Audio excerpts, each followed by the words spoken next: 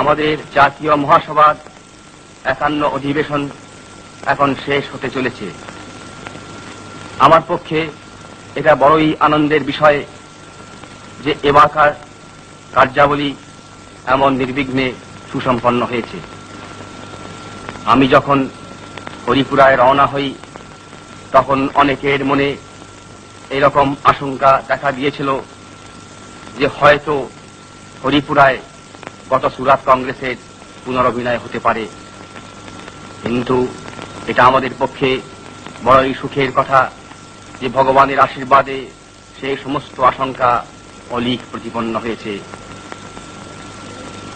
বন্ধুগণ, আর একটা কথা ভেবে আমার মনে আজ আনন্দ দেখা দিচ্ছে। এখানকার অভ্যর্থনা সমিতি সর্দার বল্লভভাই প্যাটেল মহাশয়ের পরিচালনায় যেভাবে কাজ করেছেন এবং যেভাবে আমাদের জন্য সমস্তই ব্যবস্থা সুবন্দোবস্ত করেছেন, এটা আমাদের পক্ষে বড়ই আনন্দের বিষয়। তাই তাদের নিকট আমি আমাদের অন্তরের কৃতজ্ঞতা জানাতে চাই। এতদ ব্যতীত এখানকার স্বেচ্ছাসেবক ও স্বেচ্ছাসেবিকারা যেভাবে অক্লান্ত পরিশ্রম করে আমাদের সেবা করেছেন তাতে আমরা তাদের কাছেও কৃতজ্ঞ। সর্বোপরি এটা আমাদের পক্ষে পরম আনন্দের এবং গৌরবের বিষয় যে মহাত্মা গান্ধী এখানে সশরীরে উপস্থিত থেকে তার আশীর্বাদ ও প্রেরণা আমাদের দিয়েছেন। বিজ্ঞান আমাদের কাজে সহায়তা এখানে করেছে এবং আমি আশা করি যে ভবিষ্যতে আমরা আমাদের প্রচার কার্যে ফিল্ম এবং রেডিও সাহায্য আরো বেশি নেব।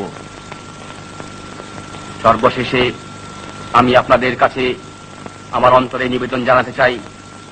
সে নিবেদন হচ্ছে এই যে আমাদের জাতির ব্রত এখন উদযাপন হয়নি, আমরা এখনো পরাধীন। এ বিষয়ে কোনো সন্দেহ নেই যে স্বাধীনতার পথে আমরা অনেক দূরে গিয়েছি, কিন্তু তথাপি দুঃখের সঙ্গে এবং লজ্জার সঙ্গে স্বীকার করতেই হবে যে এখনো ভারতবর্ষে পূর্ণ স্বরাজ স্থাপিত হয় নাই। আগামী কয়েক মাস এবং কয়েক বছরের ঘটনার উপরেতে আমাদের জাতির ভবিষ্যৎ অনেকটা নির্ভর করবে। তাই আসুন আমরা বদ্ধপরিকর হয়ে কাজে লেগে যাই।